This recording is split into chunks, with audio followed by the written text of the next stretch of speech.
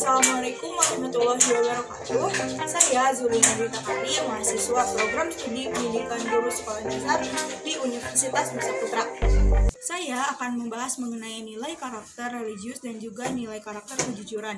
Kedua nilai tersebut merupakan nilai yang harus dimiliki oleh setiap manusia. Untuk lebih lanjutnya, saya akan mewawancarai salah satu kepala rumah tangga tentang bagaimana pengimplementasian nilai religius dan juga nilai kejujuran.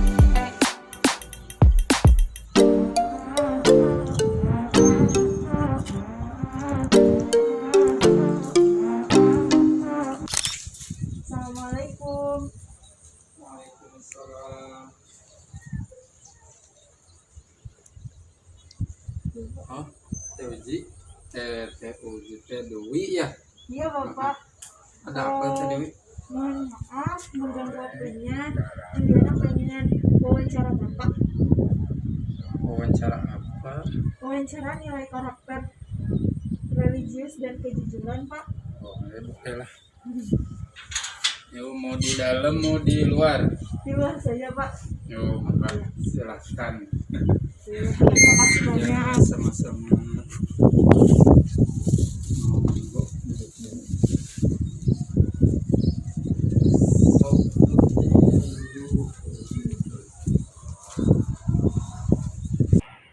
Bapak izin memperkenalkan diri terlebih dahulu.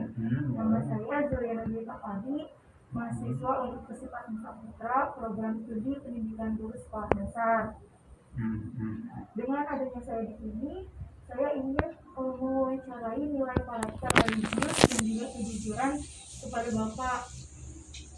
Seputar religiusnya di rumah apa di mana nih? Di rumah Pak, di keluarga, Di rumah. di masyarakat, di Bapak. Oh gitu. Nah, enggak. Kalau bisa jawab, insya Allah dijawab. Kalau tidak mah ya di-PR-kan aja. Bapak. Jadi kayak anak-anak ya. Langsung saja Pak ke pertanyaannya. Menurut pandangan Bapak, apa sih arti dari nilai religius dan juga nilai kejujuran? Nilai religius. Kalau menurut Bapak, yang namanya religius berarti ada kaitannya dengan nilai agama. Jadi ketika seseorang hidup di dunia ini, alangkah lebih baiknya harus berdasarkan religius. Ketika tidak didasari dengan agama, maka diibaratkan seperti tumbuhan yang tidak tersiram oleh air. Nah, tumbuhan itu akan kering. Jadi yang namanya religius itu berarti kehidupan yang didasari dengan nilai-nilai agama, supaya nanti kehidupan yang kita lalui itu mendapatkan rahmat dari Allah. Itu kalau untuk religiusnya. Kalau untuk kejujuran, itu sendiri merupakan salah satu bagian dari religius juga, karena dalam religius, kalau menurut saya sendiri, banyak cabangnya. Salah satunya ada nilai kejujuran. Kejujuran itu bisa berdasarkan perkataan, bisa berdasarkan perbuatan. Jujur itu didasari dengan hati juga.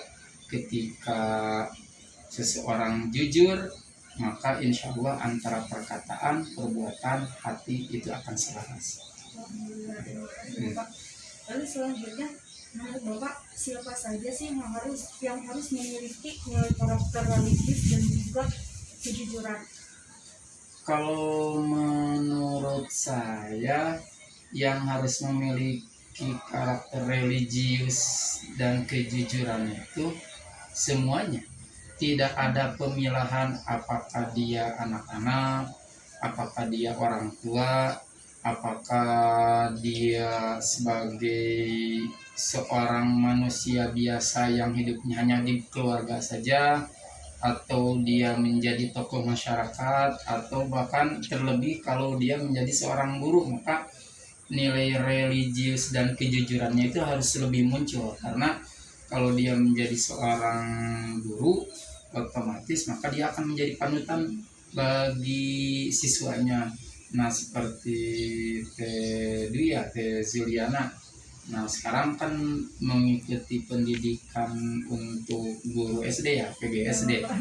Nah, setidaknya nanti harus mulai menanamkan religius dan kejujuran itu. Jadi tidak terbatas dia harus menjadi seorang guru atau tidak. Pokoknya yang namanya manusia ketika ingin sukses di dunia dengan akhirat, maka insya Allah harus dimiliki sifat religius dan kejujuran.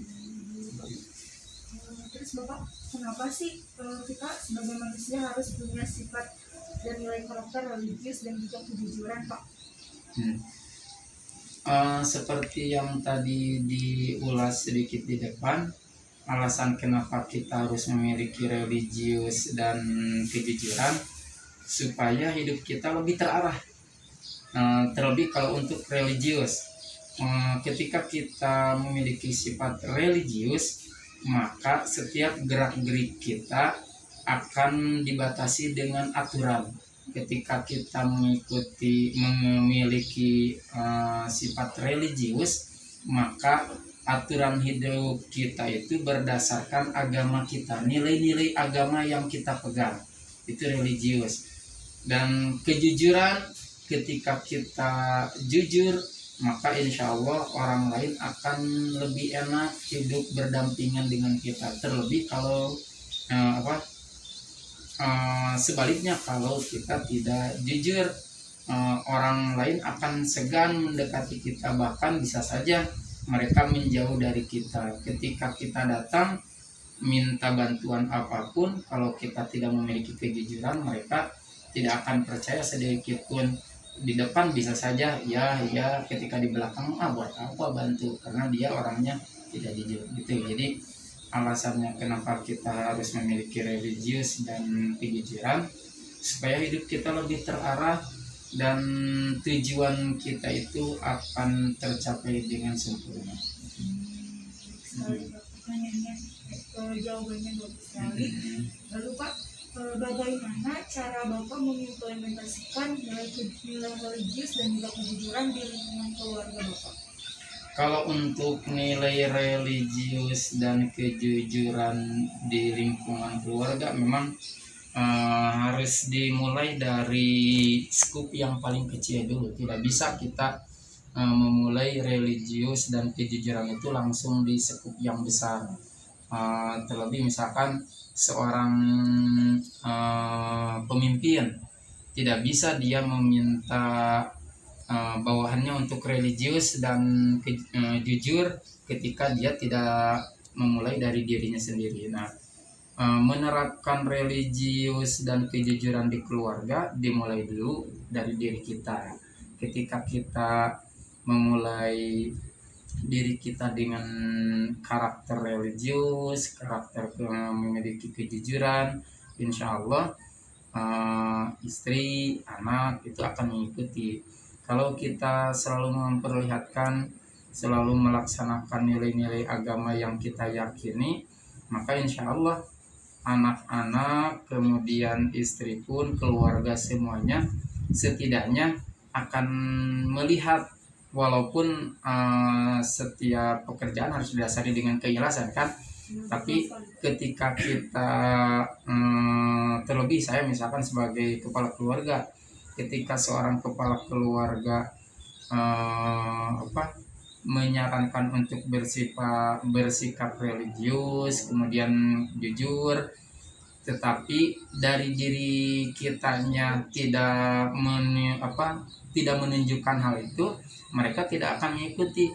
Kalau sudah dimiliki oleh kita, setidaknya walaupun tidak sepenuhnya kita religius, tidak sepenuhnya kita jujur, hanya setidaknya kita munculkan sikap religius kita di depan anak, sikap religius kita di depan istri, kemudian kejujuran juga.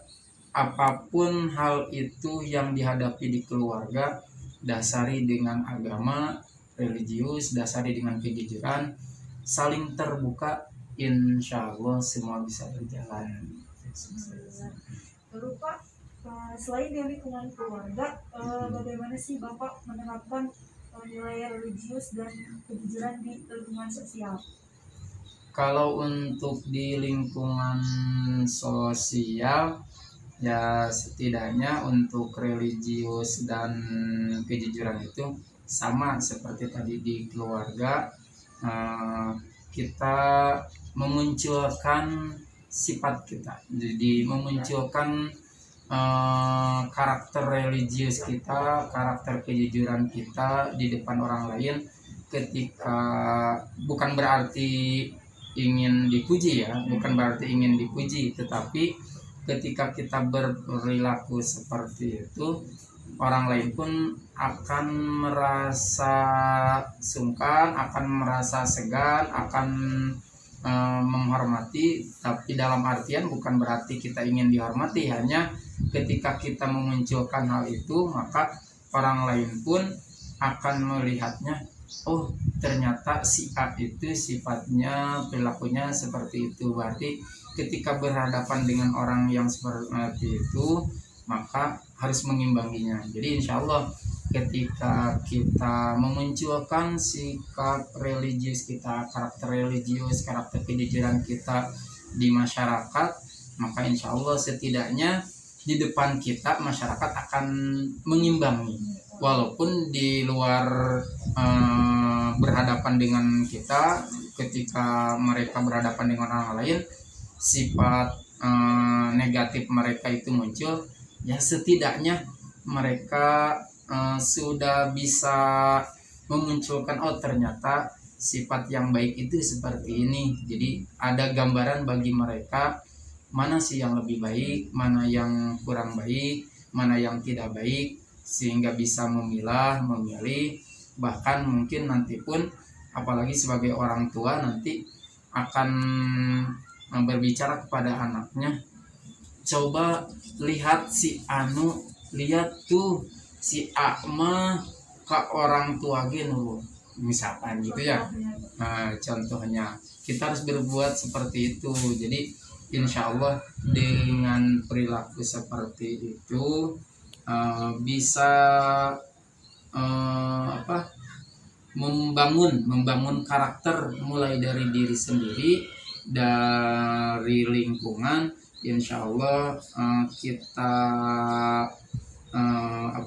sebarkan semua sifat itu melalui diri kita dulu, supaya orang lain bukan berarti bukan berarti ingin dipuji, setidaknya mereka melihat bahwa hal itu memang diperlukan dalam kehidupan itu. Lalu di daerah ini Bapak ada kegiatan keagamaan tidak? Kalau untuk di daerah ini kegiatan keagamaan paling seperti pengajian, pengajian anak-anak, pengajian orang tua ada. Oh iya, alhamdulillah ya Pak.